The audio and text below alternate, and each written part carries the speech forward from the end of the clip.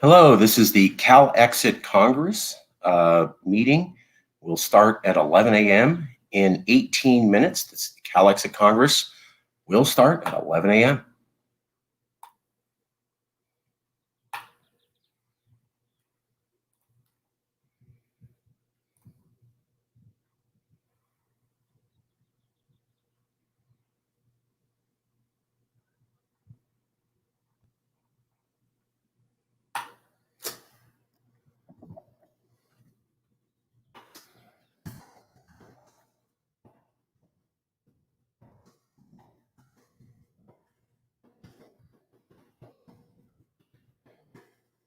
Okay.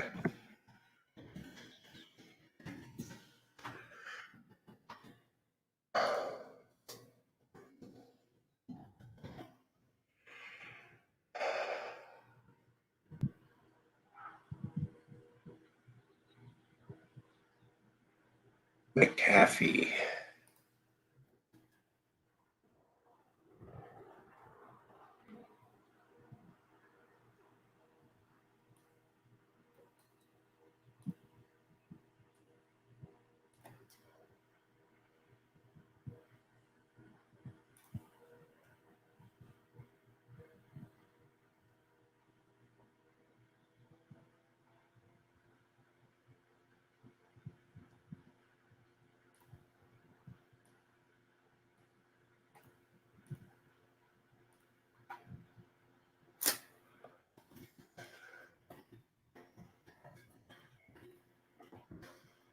H.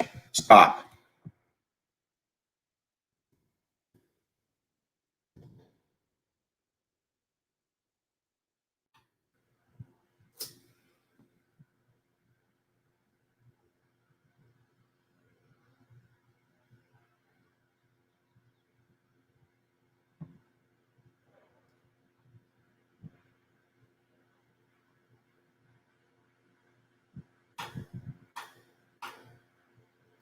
Okay.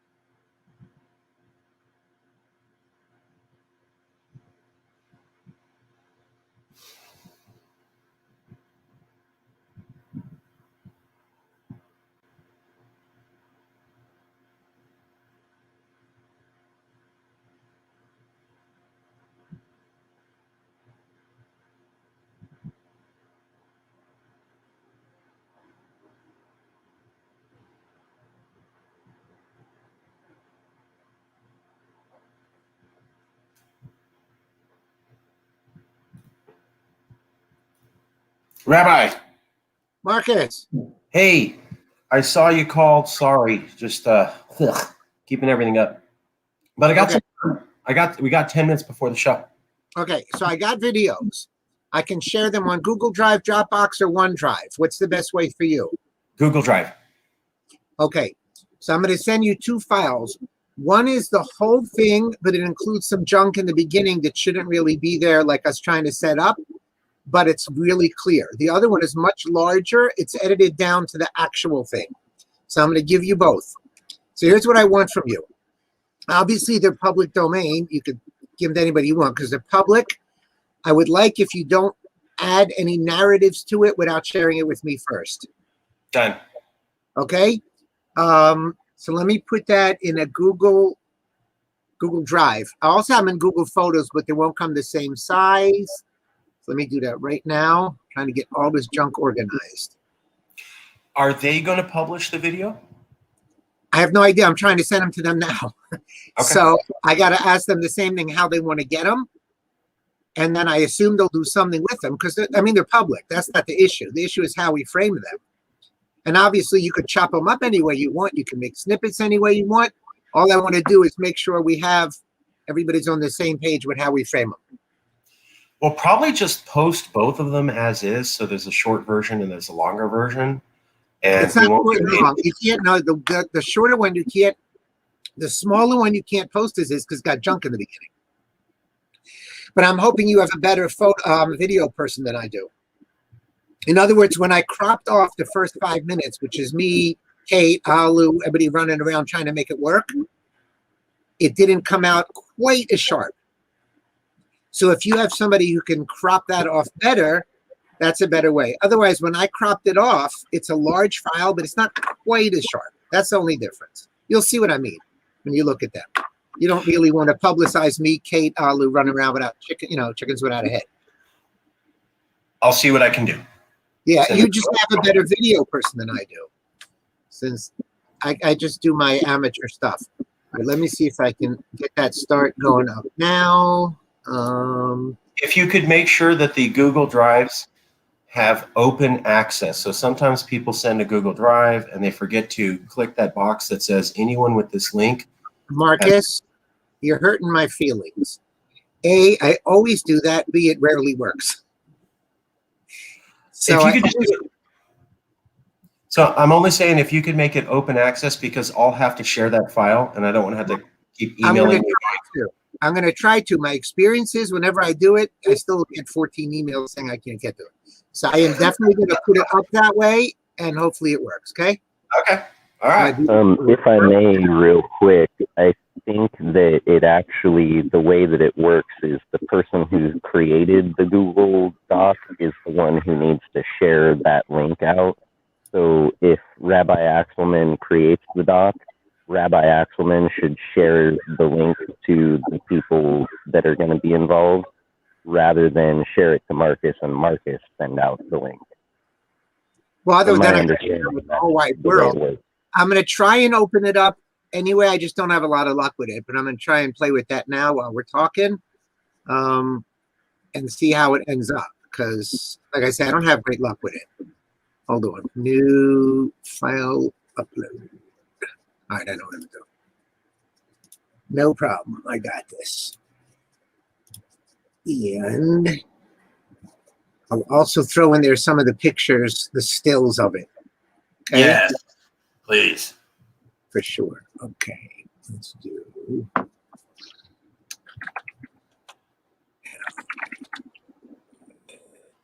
Work. First one.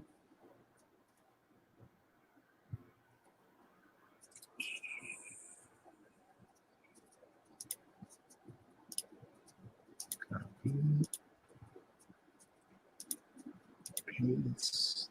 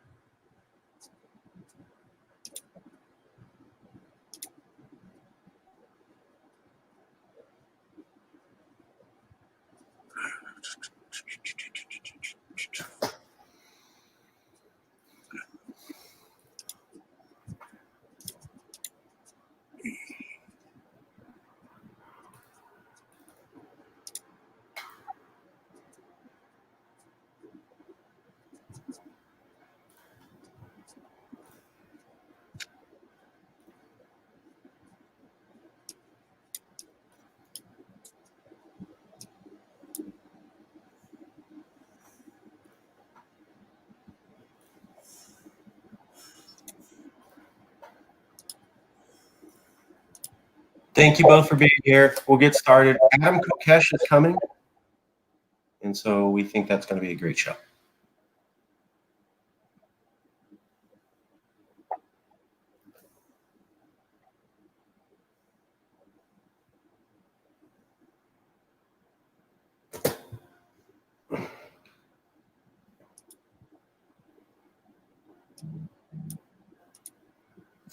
We're also going to have a hard stop at about 30 minutes after 12.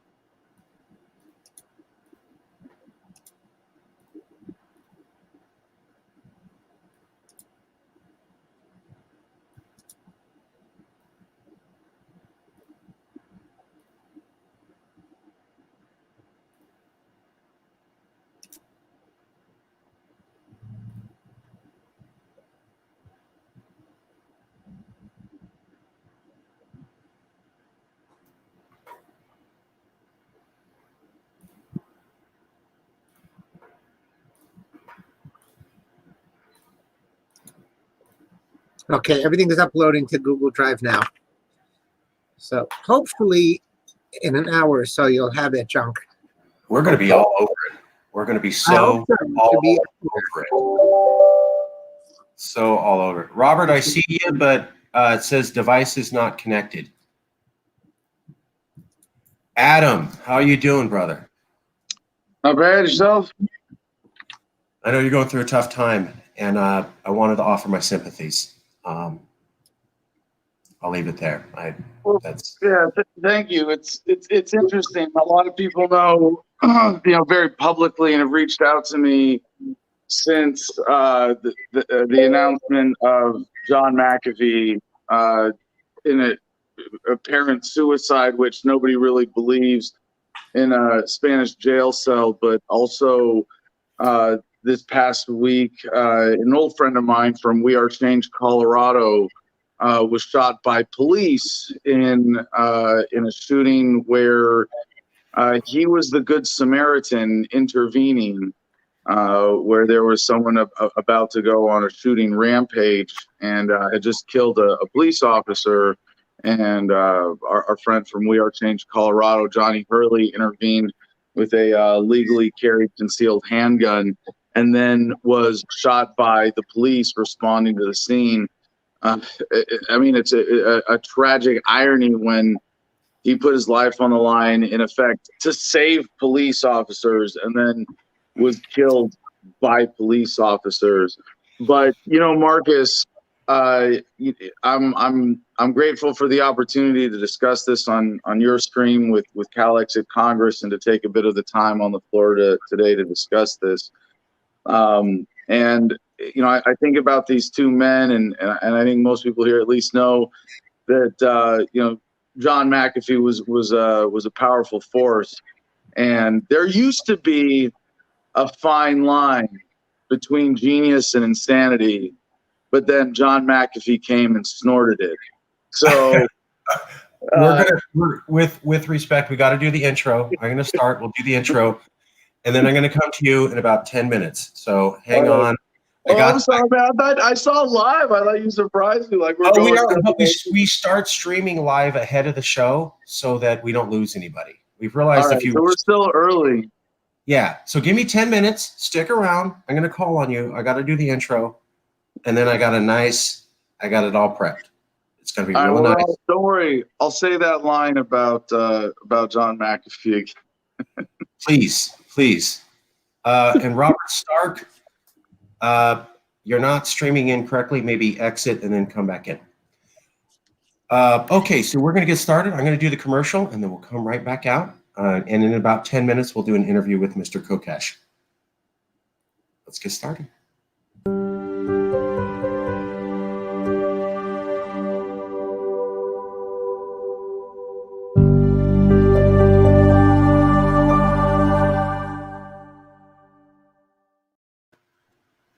Thank you all for joining us. This is the Congress of the largest Calexit supporting movement in America. Yes, California is the definitive brand related to Calexit. We're the largest progressive secessionists and secessionist allies in America. This week, we were proud to be on stage with the Texas Nationalist Movement. We will be sharing that video with you in the next few days. The Texas Nationalist Movement, President Daniel Miller, was at PorkFest, a political movement out of New Hampshire, and I was able to stream in with him live as president of the Yes, California, the largest progressive movement. So something very historic happened. For the first time in U.S. history, the largest progressive movement leader and the largest conservative movement leader met on stage virtually and talked directly. That has never happened before, and it has never happened before in American history. And when we look at the history of division and the lack of unity in America and the polarization, this is a historic moment where you have the largest secessionist groups representing the two largest sub-government units who have radically different political opinions. And we largely agreed with each other for 10 minutes on this rough narrative. America does not have unity. They said they were going to. They said it was going to come back together with Biden. That didn't happen.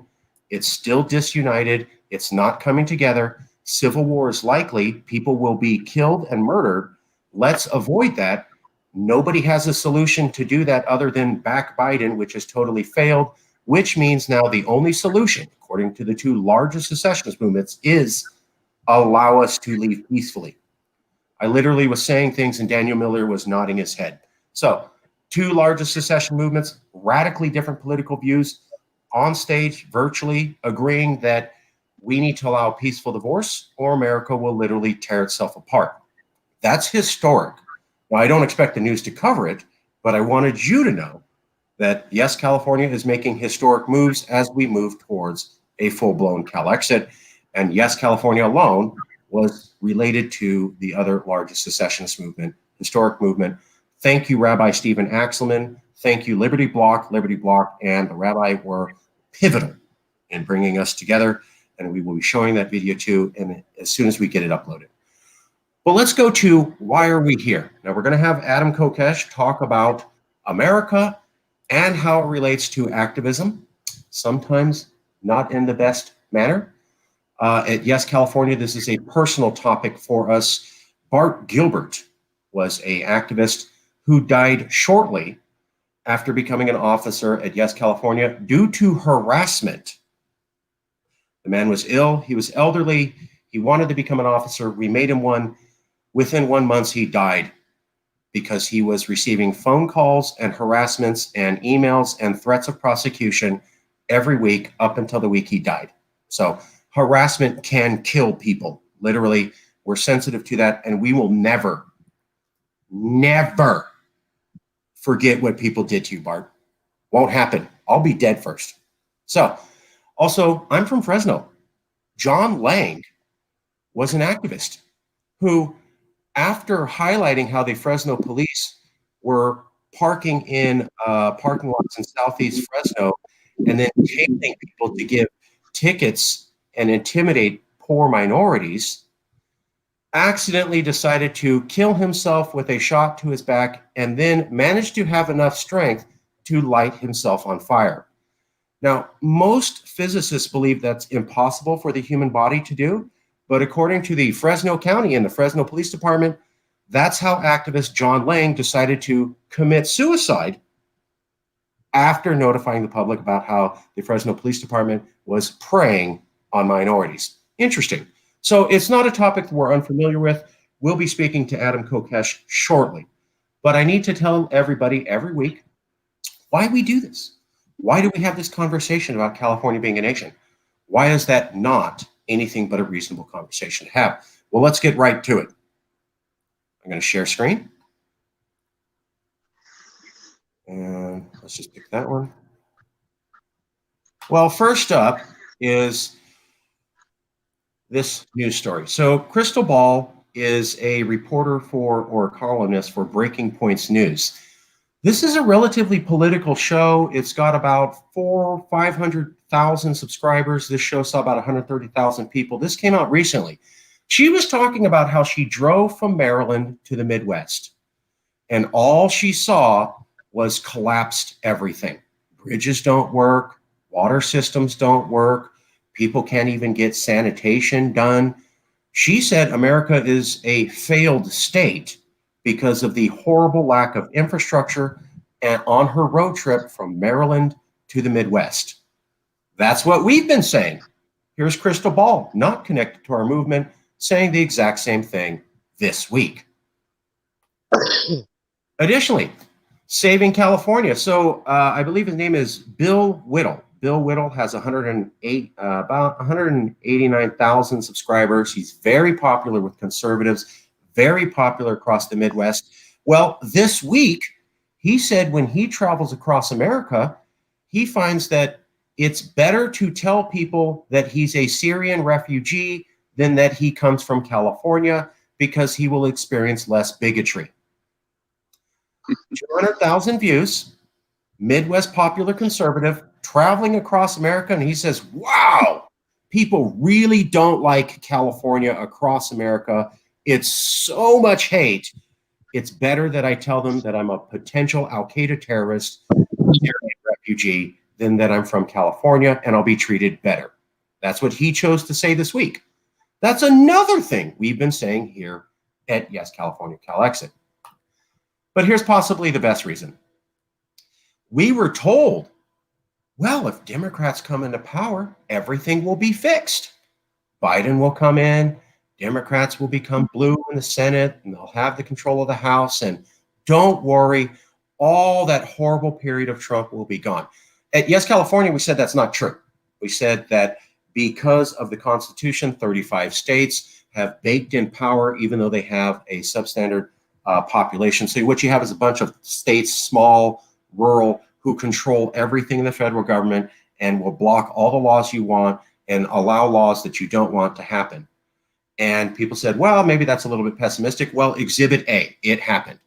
The Senate is now equal parts blue and conservative, and they could not allow a voting reform bill.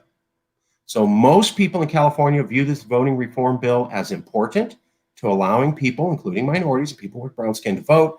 It didn't get through, even with the Senate having half Democrats and Kamala, a Californian, as the tiebreaker. So that is the American government with a blue wave, unable to deliver the values and laws that you want, California. Another thing we predicted here. And that's the message. Why are people that are not connected to us saying America's failing when they travel to America? Why are people not connected to us saying the federal government doesn't really seem to be able to uphold progressive values even when Democrats are in charge? That's not connected to us. Why is a Midwest conservative saying, wow, people in America hate California really bad? Why are these things not mentioned in the media? And why is Yes California the only organization saying these things consistently over years? It's almost like we've been telling the truth, and people in power would prefer you don't hear that. But people who study the situation are saying the same exact thing. The truth will boil to the surface. I believe someone said that a long time ago. Just to finish up, Professor Jonathan Kaplan, the Director Emeritus of the Annenberg Innovation Lab at the University of Southern California. He's a dean of an entire communications school at a university here in California. He said, quotes, a year ago, it's a good thing California's finances are in good shape because we can expect no help or guidance from the federal government, even if a progressive wins the White House. As Norman Orstein of the American Enterprise pointed out, by 2040 or so, 70% of Americans will live in 15 states, meaning 30% will choose 70 senators and be 30% older, whiter, more rural, and more male than the other 70%. In other words, the Senate could well be controlled by a conservative minority for years or decades to come, emphasis mine, one that would be resistant to providing any aid to progressive states like California. Californians will have to chart their own future. Now, he rejected the idea of secession in my interview, but wow, he's exactly predicting what we saw a year later. And there is no actual solution other than allowing new states to come in, like Puerto Rico, or making Washington, D.C. a state. By the way, that can't happen without an amendment. And by the way, that can't happen without these 35 states agreeing to it. And my question to you is, why would 35 states agree to have all their power taken away from them? Hey, let's have a bunch of new liberal states come on so that we're politically neutered and have no power at all. Sounds good, 35 states, right? No. So, America hates us. These 35 states would gladly see us gone. What these 35 states will not do is allow themselves to commit political suicide. That's insane. And so what this means is that secession is actually more logical than the talked about alternatives of new blue states or expanding the Supreme Court. You'd have to get these 35 states to do it. They're never going to do that. At the same time, they routinely talk about how they hate us and want us gone. What do you think's more likely? Now I got to do one last thing, and then we're going to get to Adam Kokesh. We have members around the world because California is an international place. Kambiz Mostafizadeh is a Calexit Congress member who's currently residing in Iran because California has many Iranians and we love them. And like the 40% of our population that's connected around the world, Californians routinely travel and keep us connected, and we love it. While he was abroad, this California wrote this book. We make sure to show that because he's a Congress member. But now let's get to the main event. I'm going to be doing an interview with Adam Kokesh. Mr. Kokesh is here. Let me frame it a little bit. Adam has asked me to do an interview with him, and I'm going to give you the full treatment I do whenever I do professional interviews. Recently, John McAfee supposedly was declared by Spanish prison authorities or jail authorities to have committed suicide. Wow. John McAfee invented the famous antivirus software, but he sold off his company, and largely he was a rich man, and he ran in politics. He ran with Mr. Kokesh as a Libertarian Party candidate, I believe. Correct me if I'm getting that wrong. Recently, McAfee was charged with tax evasion by the U.S. government. He said he was going to fight that. Now, within hours after the Spanish courts saying that McAfee would be extradited back to the United States, he was found dead in his prison cell. The interesting thing is that people who know John McAfee, including his wife and his running mate, who's here with us today, say John McAfee was not the kind of man who would commit suicide. In fact, he routinely warned people that if the government ever said I committed suicide, know that it was them intentionally killing me. Well, he committed suicide. That's what they say. What's an interesting thing is that Spanish authorities said that they found all evidence seemed to point to suicide, but the autopsy results will not be out for weeks.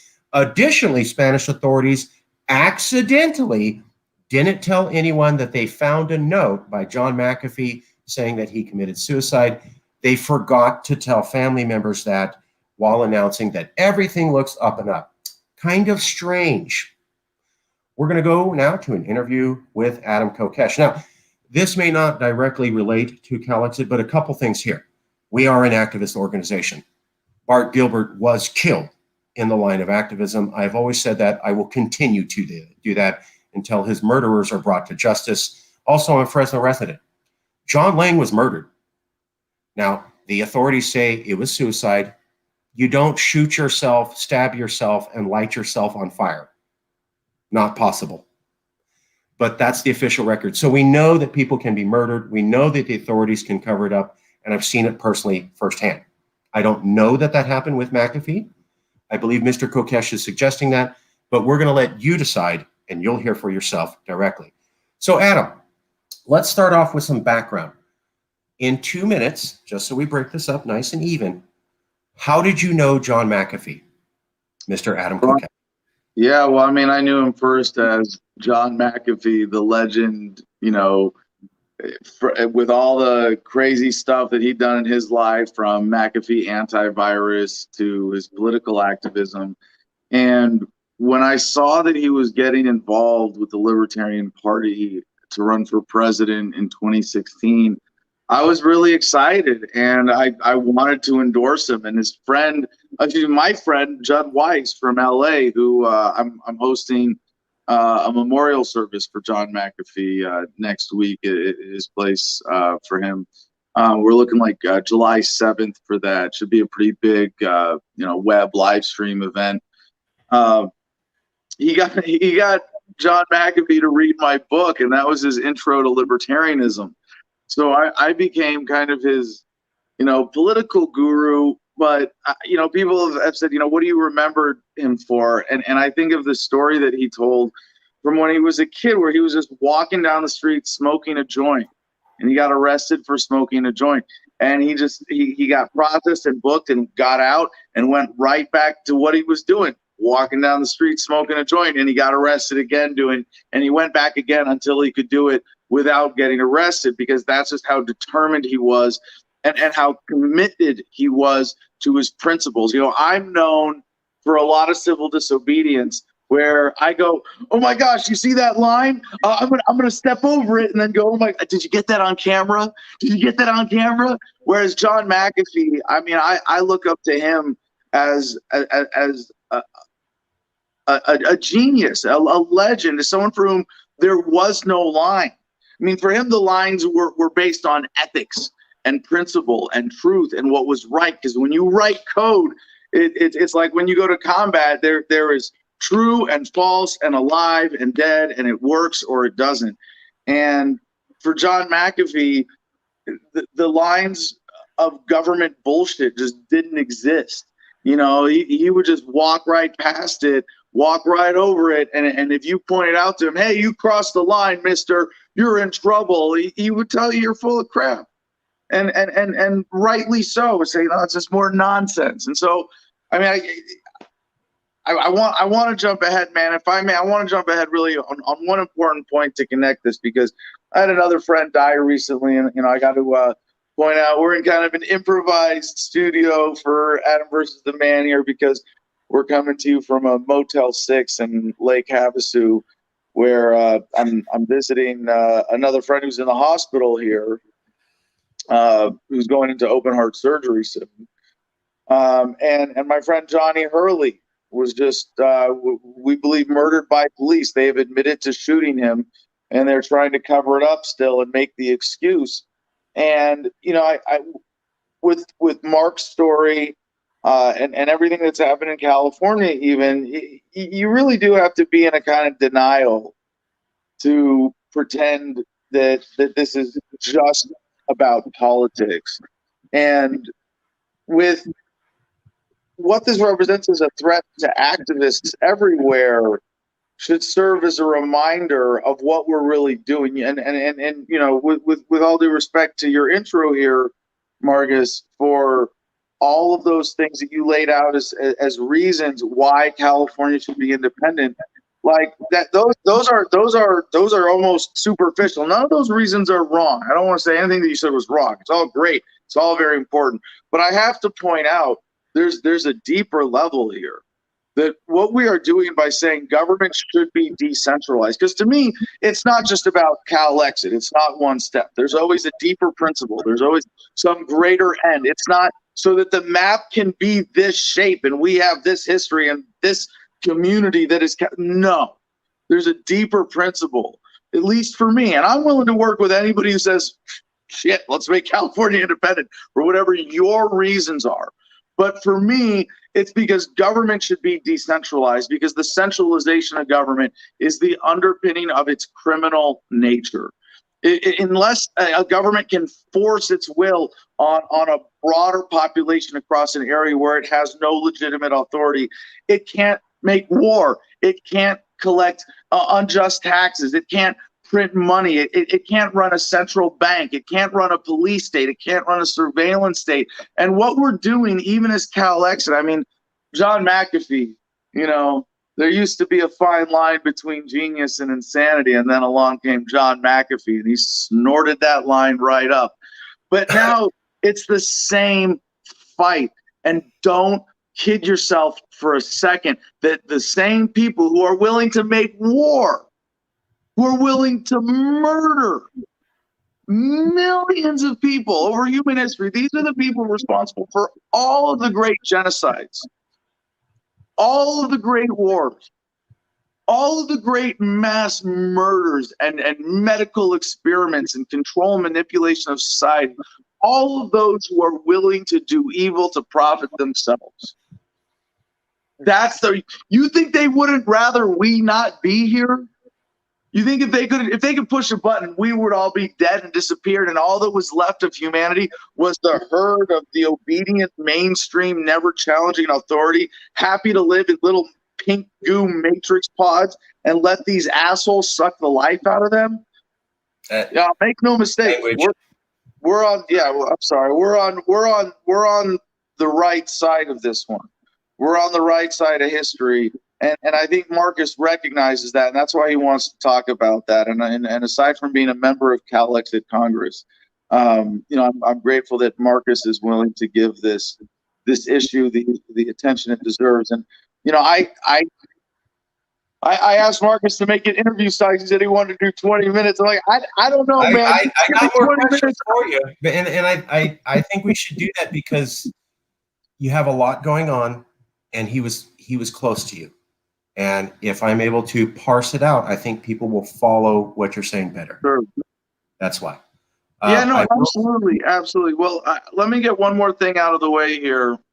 And you know, this is what I said on RT when they interviewed me about John McAfee's death a few days ago. And I'm going to say this, like, I might say this at the beginning of my podcast every day just to be safe from now on. But I will never commit suicide in government custody. If you see the government saying that I killed myself while they had me locked up, they're lying. They killed me. Simple as that. And to any FBI agents who might be listening right now, I have information that is essential to the prevention of a crime. You still haven't contacted me about this. I want to talk to you. I want my file. I want John McAfee's file. I want to see that the FBI has a conscience and is ready to do the right thing, because this has been going too long, where we've seen activists, people die from suicide by 2 gunshot wounds to the back of the head.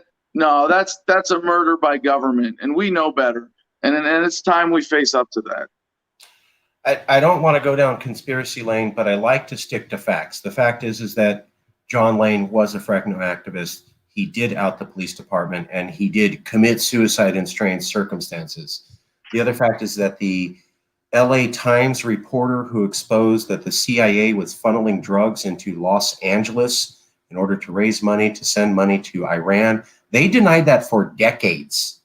And the reporter who broke that story committed suicide with 2 gunshot wounds to the back of his head. Yes, that's the official coroner's report. I'm not making this up. This is a fact.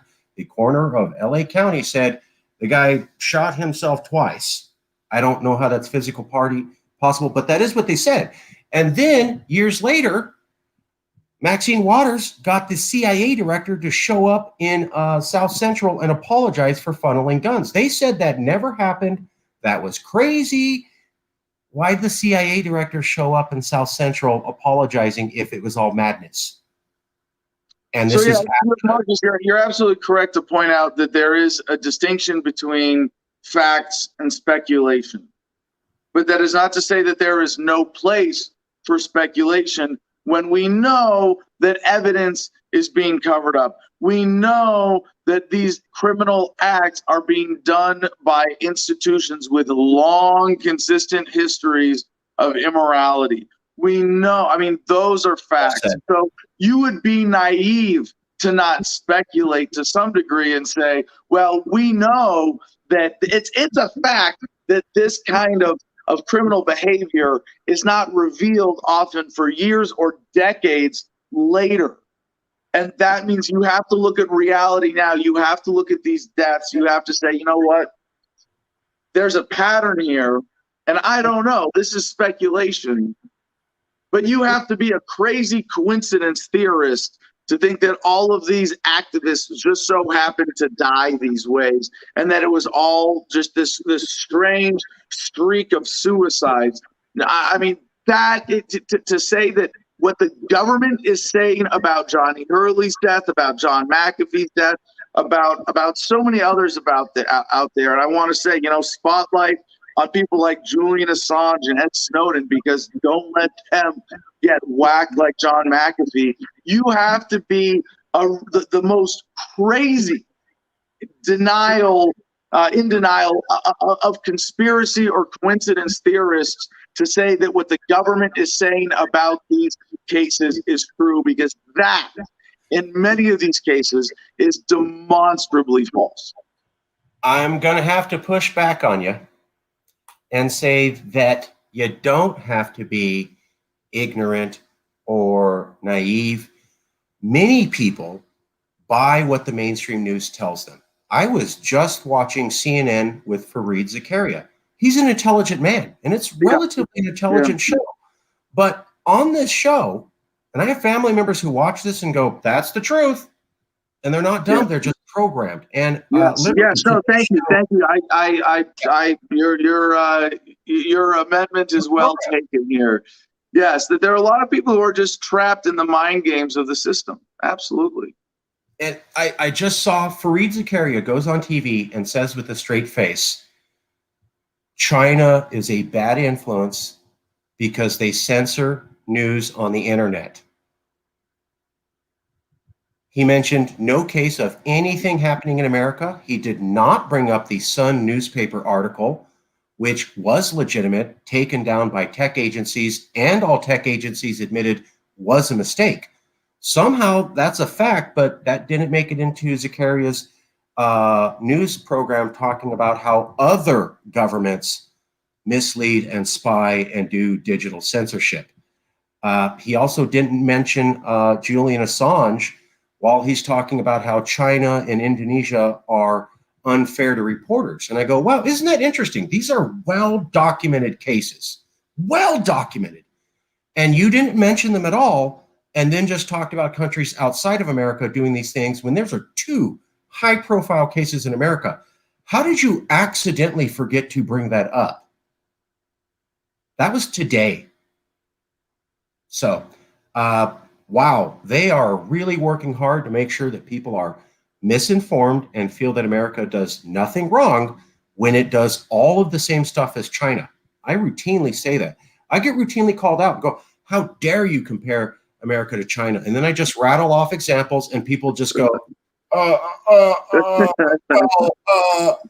So, Well, I mean, there is one critical difference here. We are the privileged citizens of the empire, and we do live the American government has created a little more comfortable bubble for us, so to speak, and a sense of privilege and elitism that allows propagandists like those on CNN to get away with that kind of propaganda because they have this intense nationalism, this American exceptionalism baked into our heads from youth, and yet at the same time have really taken away human will. And this is what they want to squash is people like you, people like Calexit Congress coming together and saying, no, it doesn't have to be this way. We want to live. We want our will respected. People like John McAfee. And, John McAfee was not murdered because he wasn't paying taxes. That's just part of the bullshit excuse cover up. And I can tell you this, like you want to talk about his case. Sorry, please watch the language. We try to keep yeah. He was. I know it's a difficult time for you. I understand that. I'm sorry, man. For me on YouTube, on YouTube, I only get censored for saying stuff that's a week ahead of the CDC because I'm questioning the authorities on COVID. I don't get censored for facing. Yeah, but this is a politics show, and we try to make it so that everybody can watch, and there's no blah blah blah. So that's why. I'm allowing John McAfee to speak through me a little bit here, as well. But no, he was somewhat like he didn't get murdered for not paying taxes. He got murdered for being loud about not paying taxes, and they're setting this up. Let me frame that. So the question to you is, so that everyone can follow along.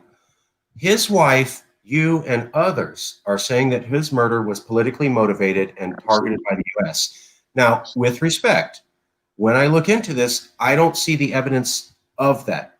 Please illuminate why you believe realistically that his death was politically motivated by the United States government. What is it that you're saying that isn't readily perceivable? Yeah, no, it's not what you see, it's what they're covering up and what you know is being hidden. As you mentioned, the suicide note, the handling of this. Oh yeah, let's slip that into his pocket later. Yeah, right.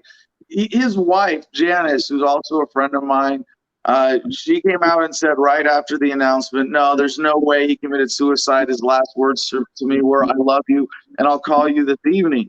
Not, hey, yeah, I'm despondent, I'm out of here, and you don't know what's going to happen. And he said even before this, months before, hey, I will never commit suicide in custody. If I do, you will know I was whacked. He even got a tattoo across his arm, $, WHACKD, whacked. And said that, yeah, that you will know I was whacked if I ever am found dead in a prison cell, that I didn't commit suicide. But what I'd like to offer as my own contribution as a character witness and testimony here, and I think anybody can see this. This is clear from his public record, but I would say from knowing him personally as well, that he would have been happy to have died in custody with his dying breath, going to fight this racket of government, to fight this criminal extortion racket that is the United States federal government. He would have been happy to keep fighting. And he was hoping to get out. He had a chance to appeal even the extradition decision. So he was arrested about to board a flight out of Spain October last year. And it was by Spanish authorities on behalf of the United States, who were trying to extradite him to face charges of tax evasion in the U.S. He probably was going to beat it on appeal in Spain anyway, and that might have been part of the motivation for the timing. But the timing of this as a suicide, it's not even a good cover-up. I mean, it's pathetic. But John McAfee was the kind of guy, why was he in jail in the first place? Essentially by choice, because he wanted to fight this thing. He was happy to fight this thing. He spent once he read my book, once he became part of the libertarian community, once he realized what we were really up against, he was a warrior, man. There was no way he was going to back down from this. There was no way he was going to take a cowardly way out. He was going to fight to his dying breath. Why? What motivation, in your opinion, would the United States government have for wanting him to be gone in this manner? What do they get out of this versus him coming here and standing trial? What is it? We don't want him to get here and stand trial because he'll say X. What is it they were afraid he was going to say or do when the guy was probably going to beat the court case, or at least had a reasonable suspicion of doing that? He was probably going to beat the extradition, the charges in the United States. If he had come back here, he might have lost. He might have been sentenced. He might have been condemned to dying in a jail cell, but of old age. And if he did, John McAfee had a certain genius for being a provocateur and a promoter of the essential ideas of justice that he believed in. He has over 1 million followers on Twitter. With what he was able to do in the crypto markets to move millions of dollars of value with a single tweet, what he would have done would have pointed out the racket that is the federal government of the United States, and that taxation is theft. And that's all it is. And this is about consent. You can say that taxation is essential or just, or well, we want to be taxed to pay for these community services. But the minute you take away consent, it goes from a beautiful contribution to the common good to theft. And the federal government of the United States has been premised on theft for a long time. John McAfee would have laid that bare. Fair enough, but that's a message you and McAfee are already getting out. What is it they were afraid that he was going to say that, like, oh God, he's never said this before. He's going to get here. I'm not saying I believe that this is the case, but I'm following through. If the federal government wanted him dead, and if they wanted to make sure that he never got to the U.S., what is it they specifically wanted to prevent him from doing here? You said talking about taxation is theft. He's already saying that. So they can't put that genie back in the bottle. What is it specifically that's new? I'm glad that you're challenging this and gaming it out on this point, Marcus, because I have two important answers to that. And one is just, one is just the spotlight that he would have been given as a defendant in a federal case for tax evasion, and getting to tweet about that every day. It would have blown him up in the American conversation. He would have gotten so much more PR for his message, for that message, for everything he wanted to call out. But John McAfee made his name as a cybersecurity expert. And as he said, he has been collecting data on government corruption for a long time. And right now, there are a lot of interesting things in the works. And there's one thing I can reveal publicly for the first time here, because it's kind of a level removed, and I'm not going to name names, but a friend of mine was actually approached by John McAfee and declined being handed one of his dead man switches. And John McAfee publicly said that he has a lot of information on government corruption, including about the Clintons. And we know what they did to Jeffrey Epstein as for the same reason.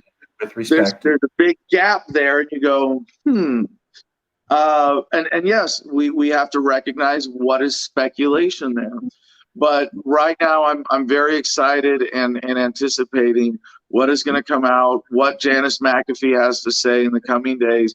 I know that right now, from personal communication with her, that she is navigating a very complicated legal process. It's not as simple as, well, here's the 31 terabytes of data that John talked about, but what is going to come out in the wake of John McAfee's death is going to be at least as powerful as he was in life. And you're asking these questions also, Marcus, as if government is rational, or that they never act out of fear. And right now they're afraid. They are, that we are, because humanity is transcending to a state of greater harmony, awareness, peace, and expectations of justice, a state of greater love. And that has them running scared. What it feels like, it feels speculative. What it feels like to me is people who are desperate to preserve their racket, to hold on to their power, getting their last licks in with a dying system. Look at how the money is moving. You know, key bono, right? When they print $1.9 trillion, who's really benefiting from that? Who's really profiting? And they know that with Bitcoin, with cryptocurrency, like John McAfee was a huge promoter of, like my friend Johnny Hurley. And I have to mention again, my friend Johnny Hurley was just killed by police in Arvada, Colorado. You can look it up. John Hurley, like the brand, we called him Johnny. You can look up Johnny Hurley. He was the hero who saved police lives by killing an active shooter with an AR, and then cops coming to the scene shot him. And they're hiding the footage of this while having released the footage of the original shooter shooting the first cop that he got. You go, well, you can only cover this stuff up for so long before we know that you're hiding criminal activity. And we live under a criminal government, and that's why I'm proud to be a member of this effort, Marcus. I'm grateful for you, having me on. I'm grateful that you see the connection and that you would take this opportunity to share with the rest of the world and with Calexit Congress these stories, because to me, it's so important that we stay present to the real core of what we are doing and standing up to injustice and our principles. And I'll say one last thing, unless you have any kind of follow-up questions here, but I think it'd be very appropriate to end with my favorite quote from John Lennon. And he said that the system, they will do whatever they can to irritate you. They will flick your face and pull your beard, anything they can do to make you violent. Because when they've got you violent, they know how to handle you. The only thing they don't know how to deal with is nonviolence and humor. So you got to keep a smile on your face. And what a glorious war to fight in. They throw out propaganda and bombs and bullets and BS, and we get to fight back with love and comedy and still say, screw the man. And you know what, Marcus? I don't know what your standard of decorum is here, but I got one more quote for you, right? Lenny Bruce, if you can't say F, you can't say F the government. So I'm going to consider that. We're going to turn it over to questions from the audience. Anybody on the stream or anyone on YouTube, if you have a question for Adam Kokesh, I'll call on you in a second. But I have to back you up on a few things. So obviously something happened, and obviously the federal government's not trustworthy. I have to stop short of that and stick to the hard facts whenever presenting anything so that we're not seen as wild theorists ourselves. At the same time, you brought up John Lennon. John Lennon was killed within 24 hours of his extradition case being turned down. So John Lennon was a vocal anti-war activist. The federal government, yes, this is a fact, tried to deport him back to England. That's a fact.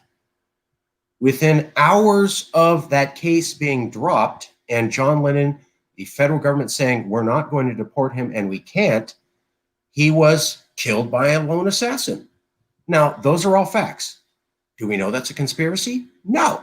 But is it really strange that this guy was an anti-war activist and within a day of the federal government learning they cannot extradite him, he got killed? And then he never talked about the Vietnam War again. Thank you for pointing out that coincidence. It hadn't even occurred to me. But yeah, John Lennon was a very powerful activist in his own right. Absolutely. Just saying.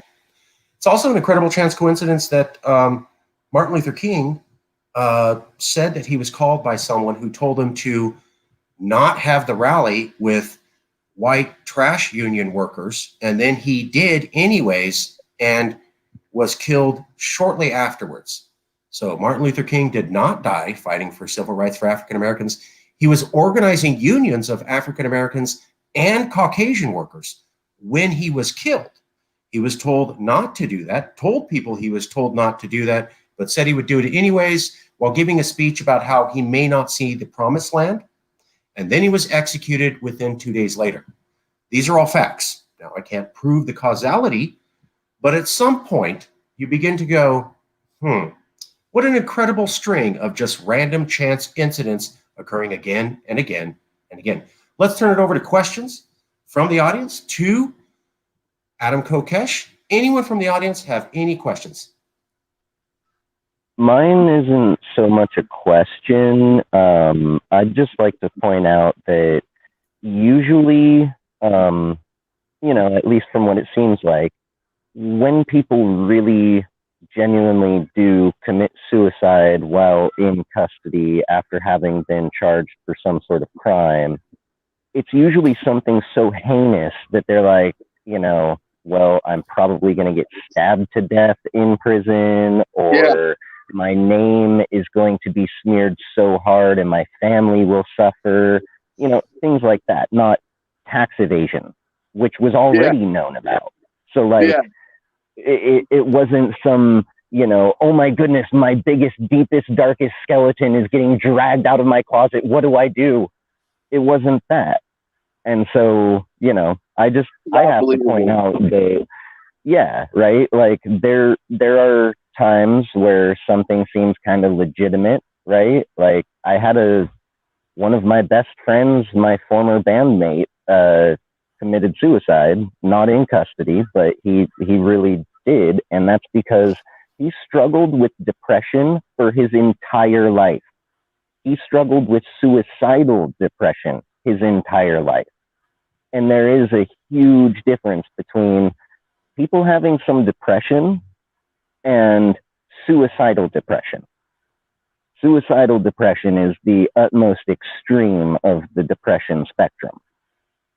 Whereas, folks like myself, or just about any average person who's not really holding up so well these days,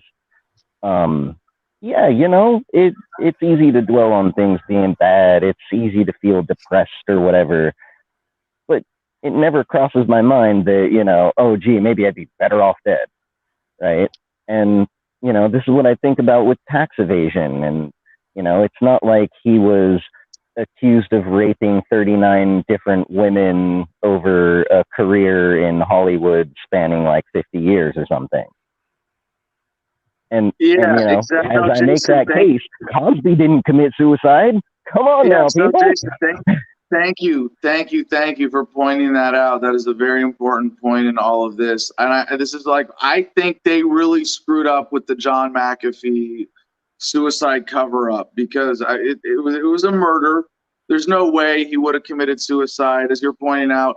With Epstein, there was this sort of believability, well, maybe, he was ashamed that this was going to come out. But even then, people didn't believe that. But in this case, they don't even have that element solid to their cover story, because John McAfee was freaking proud to not be paying taxes, to not be contributing to the warfare state and contributing to the police state and the surveillance state and all the other evils of government.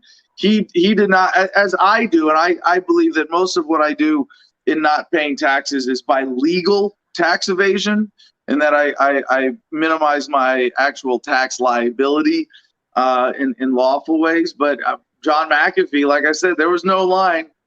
He was just a free man. And that's why they had to kill him. Can we not have guns on stream while talking politics, please? I get the freedom thing. We are a people who support the right to bear arms, and I am among them. But this is just a BB gun. Don't be afraid. Okay. Let's just call this a graphic ode to the late great John McAfee, who had posed with actual firearms, because he also believed in that, and I think it's also an important lesson for us to all take from this, to look at the difference between John Lennon and John McAfee, and maybe take the best of both. And as I think Marcus is pointing out, whatever you cannot help but speculate when you see, a sheet thrown over an elephant in the room and be like, yeah, that there's something under that. I see something. But you know what? Even if you don't see the elephant, we got to unite to demand transparency, because the secrecy around all this And I prove this with my statement. What I told you, I said on RT. You know, you saw that video I did on RT for the interview last week. The FBI, by having not contacted me, is showing that they would rather keep secret files on activists than actually prevent crimes. Let me ask you that. If anybody has any questions for Mr. Kokesh, now's the time. But I do want to ask you about that. So please tell me what I'm getting wrong. But recently, the FBI, 3 agents came physically to your residence, and you're very remote. Yeah. It takes an effort to get out to you. Oh, yeah. And these 3 agents came out to you and said, hey, were you in the January 6th coup to overthrow the federal government violently? And you go, no. And they go, well, we're here to question you about that. And what I loved was you go, I'm a social media giant. Did you check my feeds? I was doing stuff that day. Like, I promote myself every day, all the time. Look at me. How come my feeds show me here? How could I physically get across the continent to another location when I have multiple feeds here, unless I have some elaborate, I don't know, digital hologram? It was an excuse to steal Ed Vallejo's cell phone. Or well, why would the FBI even bother to talk to you when there's thorough documentation that you were nowhere near the site on that day? Why did they not do that? Why is that not considered reasonable to do? And why did they say they didn't look at your social media, but they went and investigated you because a single individual saw a photo of someone at the January 6th coup that was slightly grainy and said, that's Adam. So one person can look at a grainy photo, an idea person, and it gets 3 FBI agents to your house, even though you have multiple documentation across other platforms that you were nowhere near the scene. Am I getting this wrong, or is that basically exactly what happened? Well, I would never refer to myself as a social media giant or anything that sounds that arrogant. But no, facts, am I getting these facts wrong? No, and they came to my back gate, and they came to, and then my fence, and then it was one thing worth pointing out that you did get incomplete was that there was another vehicle with them. But yes, it was 3 agents that got out of one Chevy Suburban. It looked like a large Chevy SUV. And they said they drove up from the FBI field office in Phoenix, which is at least 2.5 hours from my place. I got 3 miles of private dirt road. They trespassed on my neighbor's land and on my land to come to my back gate. I mean, they could have come, legally through the appropriate curtilage of my property to my front gate and honked their horns. But instead, they snuck around the back and showed me a picture of someone who was at the January 6th riot and said, was this you? And I didn't even answer because I don't, I'm very careful, about talking to law enforcement. I said, no, I am not now, nor have I ever been a Donald Trump supporter. And yes, and they said they thought it was absurd too. And then they produced a warrant for my friend Ed Vallejo's cell phone because he was there on January 6th. Good. Glad and so did that.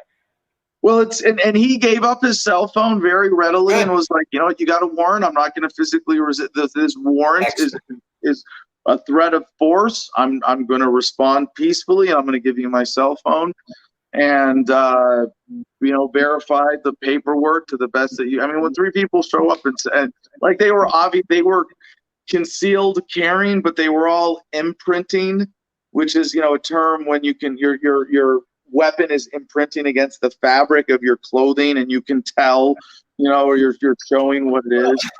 Certainly they were armed, but it's that, okay, if somebody goes to the January 6th events, investigate that person. That was a coup. Don't support it. Subpoena, check it out. You didn't go. And you had tons of documentation that you weren't there. Yeah, Marcus, your question is about motivation, and this is definitely in the realm of speculation, but it's like when you catch a kid lying, where they say, oh, I was in my room doing my homework, and you go, well, I looked in your room. I knew you weren't there. I don't know where you were, but I know you're lying. They said they came out for that, and then they took Ed's cell phone, and I don't think it was as simple as that. Curious. I think there was more to it. They did give him his cell phone back. They caught him in Phoenix a couple weeks later and called him and delivered his cell phone. So just, stole all the data off it or copied all the data off it, I guess. Hold on. The FBI can call a person. They don't have to physically show up at their house and do this. They couldn't email or question or request you to come in or anything like that. They have to randomly show up at your place unannounced. That's the only way they can make contact with you. And actually, we asked them when they took Ed's cell phone, and it was Ed's request that they come and bring the cell phone back to my property in Gardenia. And I said, just email me or text me and arrange a time, and I'll meet you at my front gate instead of at my back gate like this. And they didn't. And I think I'm on some kind of weird FBI blacklist where, like, they're sort of not allowed to talk to me. I don't know. I publicly said, hey, I would like to talk to the FBI about information that I have that may be essential to the prevention of a crime. I have a tip. What do I have to do to get you to get in contact? Do I have to go to your office? You're the FBI. You've already shown you can come to my place in the creepiest of ways. You can't call, you can't text, you can't email. There's something weird going on, and I hate to say this, but I am afraid for my life right now, and not in like any way that I of all the ways I've been afraid for my life over my lifetime, from combat to being locked up in DC to getting roughed up by cops. This is not crazy out there for me, but yeah, with the recent FBI attention, the murder of Johnny Hurley, the murder of John McAfee. We got to be on our toes right now, and I'm doing what I can to protect myself. And again, the publicity is appreciated because the spotlight is a certain protection, and just given the opportunity to put on record everything you've allowed me to put on record here, Marcus. I am so grateful for this, and for everybody. Keep the spotlight on each other. Keep the love going. Make sure that we're looking out for each other, especially right now. And don't forget who we're up against. And Marcus, I'm sorry, I really do have to go. My friend who's in the hospital has limited time today. Oh, good. We have to get to him here. But I'm live 5 days a week, Monday through Friday, 8 to 10 a.m. Pacific at YouTube/Adam Kokesh. And youtube.com/Adam Kokesh. You can find me there. It's easy. TheFreedomLine.com, AdamVersusTheMan.com. And we're going to be talking about this more on the show tomorrow. So if anybody wants to ask me more questions or specifically get into any of these issues, tomorrow, AdamVersusTheMan.com, 8 a.m. Pacific. Marcus, thanks again. Thanks for everybody for tuning in. Before you take off, yes. Just for clarification, because I heard you say that you're fearful for your life because of events, can you just state one more time, just for clarity, so it's on recording, that whether or not you would ever take your own life if you were brought into custody? Thank you, Jason. I, Adam Kokesh of sound mind, body, and spirit, hereby commit to never take my own life in government custody. Strange times we're in. Thank you, Adam. I appreciate it. I know that the topic is sobering, but I felt that it was relevant. I hope that you saw that I was not agreeing with Adam. He was giving his opinion. I did not say that I agreed. I wanted to ask for more information, and I tried to keep it to only facts. We are not endorsing any conspiracy theories, but as activists who have had media blackouts on us and have had our computer screens go blacked out the day we're trying to do a national campaign for some unknown reason, and who continually have our website brought down by brand new viruses that our virus companies that we hire have never seen before. I've seen a lot of weird stuff. Can't prove anything. Can't say who's behind it. Weird things since I've been in activism. And so I like to document that someone is doing something to not be fair to our platform. Again, I'll leave it there. Don't have a smoking gun. And as somebody who's been had my reputation hurt by rumors, I will not spread rumors, at least not consciously. So I don't know who did it, but someone is doing something, and it's probably the same party who's censoring articles, intimidating activists, making other activists disappear, shutting down websites, producing new malware, making sure that your Gmail, Facebook, Twitter, streaming, for whatever reason, doesn't work well the day that you have a major event, for whatever reason. Something tells me someone's behind all of it. And it's probably the same party, because there's no tracks, and they always do it so well. A sign of mastery is what's known as a evidence of intelligent design. It's a concept in science, and I apply that to politics. We'll leave it there. Thank you all. I hope you saw that I was simply trying to provide information. We are not endorsing anything. We are not backing anything. And of course, always participate with law enforcement. Always follow the law. Never suggest violence. Never joke about violence. Always give information to law enforcement if you have it, and always participate with full investigations, as we have done here at Yes California, and we're proud to do so. Okay. Any other comments from the Calexit Congress members? You can say anything you'd like. Anybody else like to comment? That include me? You're in a Congress, yeah. Well, I would just like to counteract and say that the police are not your friend, and you have the right to remain silent, and you should remain silent and never say a thing to them until you are sitting next to your attorney who can defend you and represent you fairly. Do not think the police are there to help you. They are there to arrest you. They're there to use your words against you in a court of law. That's what the Miranda rights tell you, that they are there to use the words and things that you say against you in a court of law. They are not your friend. Do not cooperate with the police. Do not resist arrest. Do not be aggressive with the police, but you do not have to bend the knee, and they are not your friend. Do not act like they're your friend. They will pretend to be your friend because they want to use that against you. They are manipulative. They're there to manipulate you, to get you to say things that incriminate you. That is their job. That's my position. Thank you for the opportunity to say it. Of course, I agree with everything Lewis is saying.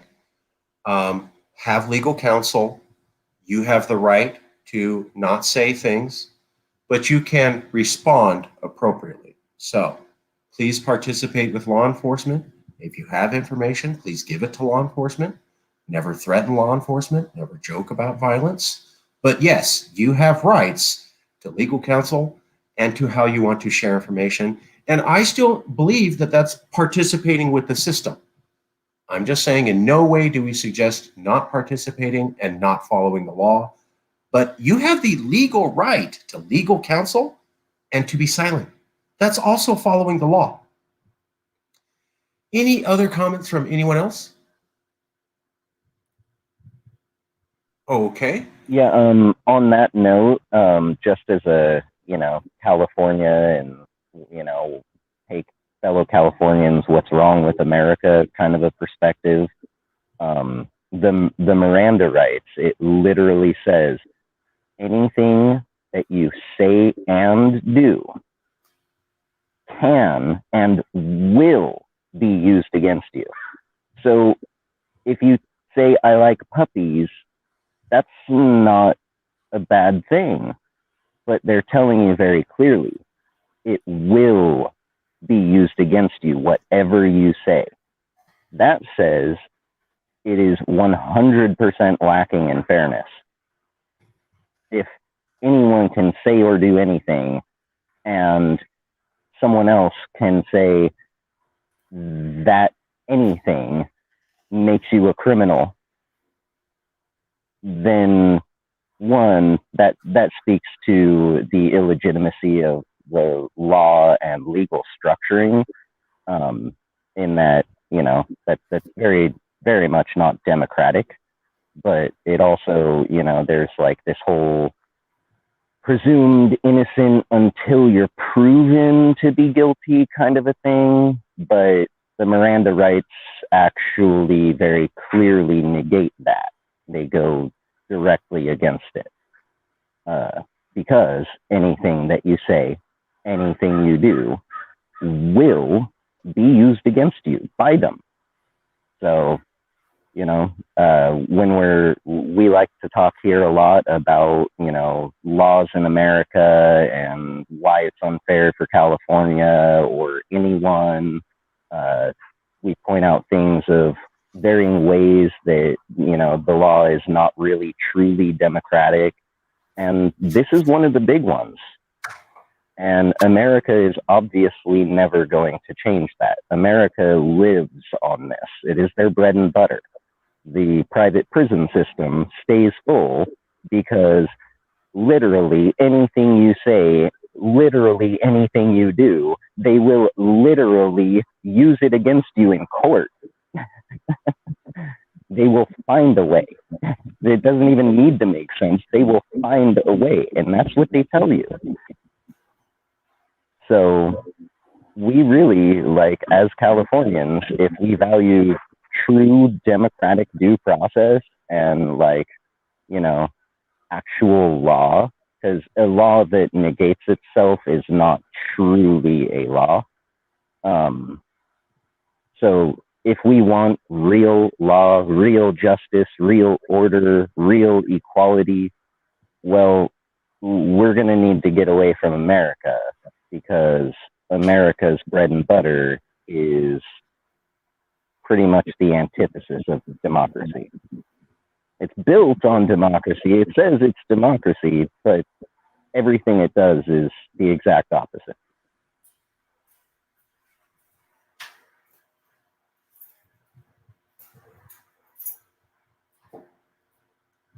Okay. We got about a few minutes left, and then I'm going to end the stream because we got to recall debate, and we'll start live streaming at 12:30.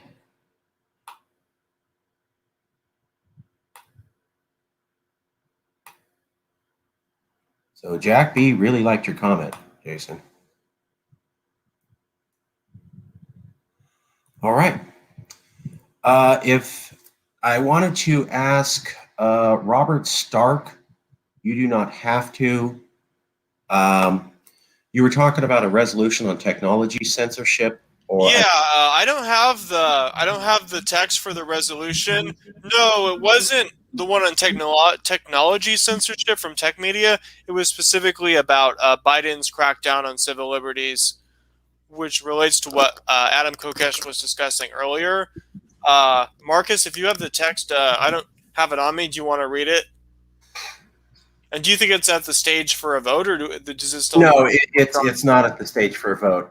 Okay, so if you want to, you can read what there is so far. Basically, it's about the big proposed crackdown on civil liberties from the Biden administration. Yeah. Let me have a second. Would you like to say roughly what it's about? Let's see. Let's see what I have. Yeah, about the aftermath of the turmoil and of the overall civil unrest earlier this year and the proposed January 6th commission. The Biden-Harris administration, they're proposing a pretty draconian crackdown on civil liberties in the name of fighting domestic extremism. And it is a specific, I'm not sure if it's just a memo like with the DHS or if it's something that is going to be voted upon by the House and Senate, because there was a domestic extremism bill that was previously proposed, but I'm not sure if it's the same one. I'll read this. Let me bump up the font. This is not final. This is draft. So please don't call me going, what? It's being drafted. But roughly, in the aftermath of greater political turmoil and the proposed January 6th Commission on the Capitol Hill riots, the Biden-Harris administration has proposed one of the most draconian crackdowns on civil liberties in the name of fighting domestic extremism. The Biden administration has crafted a national strategy to combat domestic terrorism and extremism using the same tactics long used against foreign threats, such as a guide to expand the intelligence state using the organs of the post 9/11 terror state. The strategy put forth includes increased spending on spying, the greater coordination of law enforcement agencies, including greater information sharing surveillance, greater collaboration with technology companies. Further proposals include greater screening of government employees over their political views. Political opposition will view this as a power grab, but this proposal brings about the question of what defines an extremist, thus giving greater power to a more omniscient government police state. There are dire implications for the civil liberties of American citizens. This demonstrates that the soft power of the American establishment is unable to hold America together any longer. And the abuse of civil liberties is often a sign that a nation is broken due to polarization and that hard power must be used to maintain order and cohesion. And this crackdown on civil liberties will only further fuel that exact same polarization that causes this. California values stand for civil liberties, civil rights, freedom of speech. And these measures on behalf of the Harris-Biden administration are a blatant violation of those rights of Californians and only exacerbate polarization. Again, that is a draft. That is not final. If you'd like to be part of workshopping that, come out to a resolutions meeting every Tuesday at 7 o'clock. It's a good time.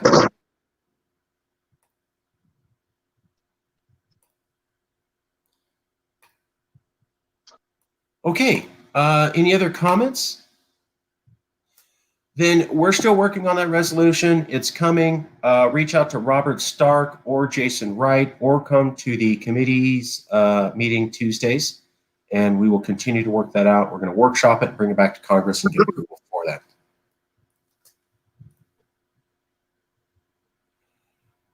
Okay. Well, then if that's it and there's no more comments, then I'm going to close this meeting. We will have a recall candidates debate. The stream will start at 12:30 with the debate at 1. Thank you all for being here.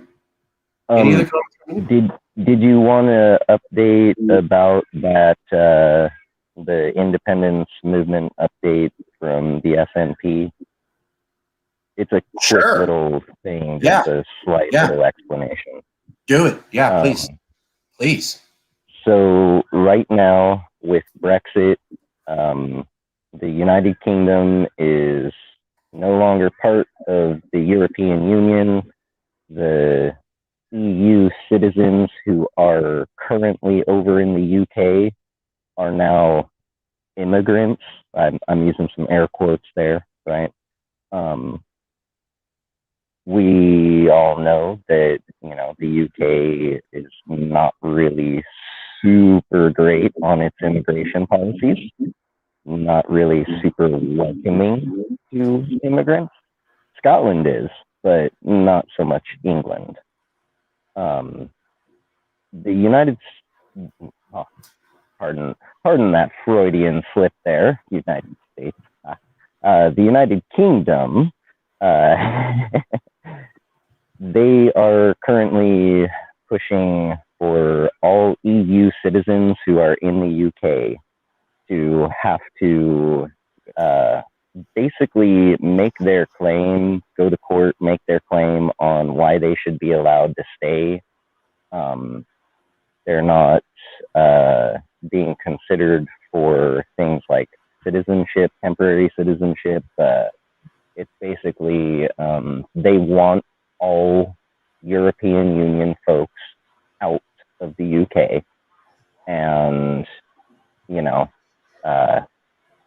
Scotland doesn't.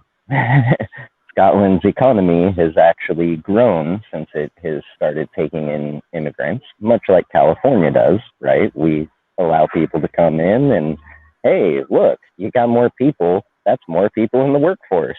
The economy starts doing a little bit better. Who would have thought? It's not rocket science. So Scotland right now has a large push. We know about the independence part of their push, but there were a couple of foreign nationals who were detained. They were detained by immigration / what are those guys? Not the customs, the worldwide customs agency. I'm having a brain fart right now. Interpol. They were detained in Scotland, having been there for, one of the guys had been there for years. They were detained. They were being driven in what they call a lorry or a, minivan, being driven down the street, and thousands of Scots blockaded the roadway, surrounded the thing. They weren't violent, but they demanded that these law-abiding citizens, these people, be let go. You may not violate their freedom, especially, not on Scottish soil. If anyone values freedom, I would say the Scots probably got that one on lock. But yeah, it was awesome because the officials did end up releasing the people that they had detained.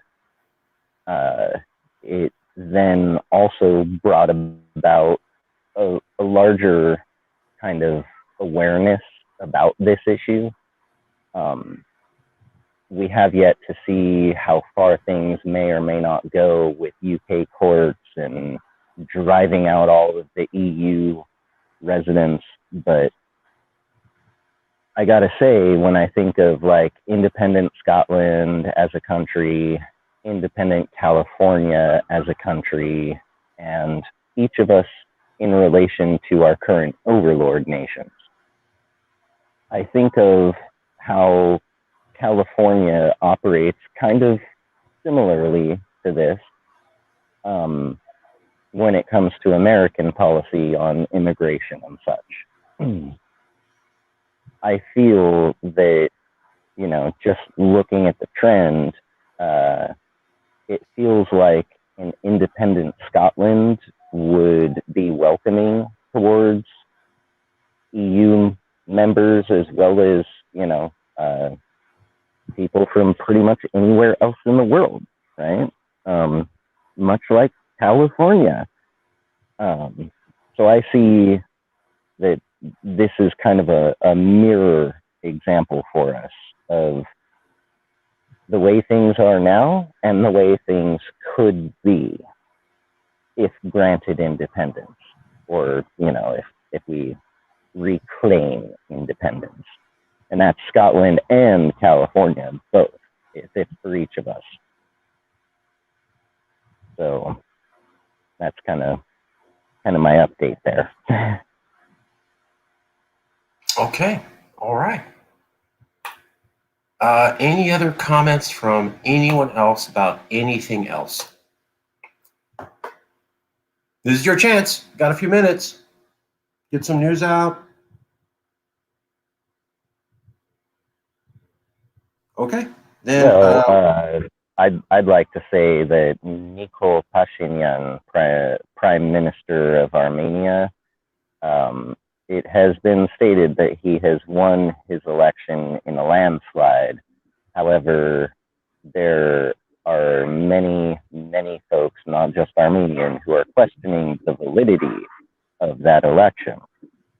Not because, someone's saying, oh, Vladimir Putin bought the election personally, right?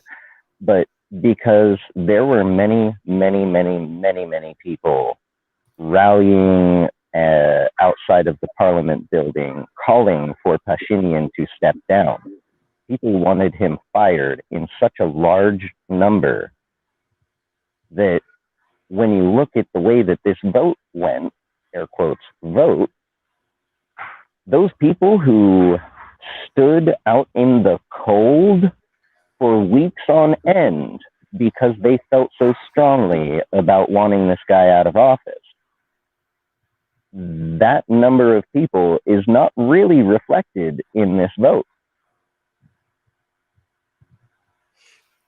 Thank you. Jason, we've talked about this. Could we please keep international news to secession movements and what they're doing to secede? Please. Well, yeah, and so that vote came because of everything that happened in ARTSOC, which actually did push for use of articles of self-determination, granting them their own independence, right? And as Armenian, peoples, the people of ARTSOC, their current governance falls somewhat under Pashinyan's government, under the government of Armenia.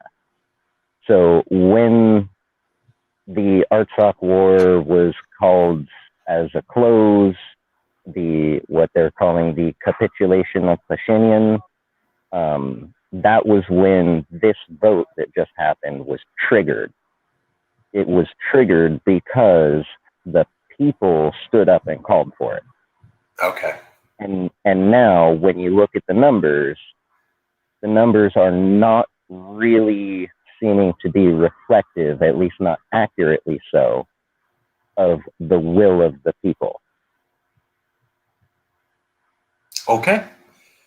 We just have to make a very clear connection onto why we're covering international news, and we are only doing so to show and to update Californians who are interested in California independence about other independence movements. Jason is our preeminent expert on that.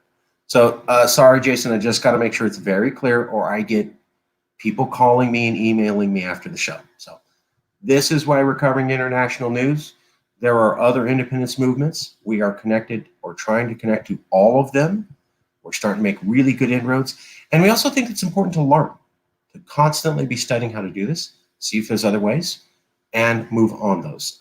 Initially, we had studied the Scottish independence movement and modeled ourselves largely in that direction and had wild success. So Jason is our ferret, constantly finding other ways and better things we could be doing. Thank you, Mr. Wright.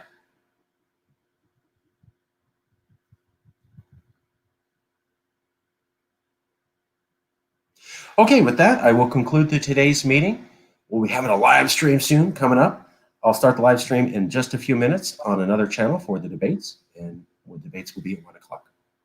Thank you all for coming here, and that will conclude today's meeting.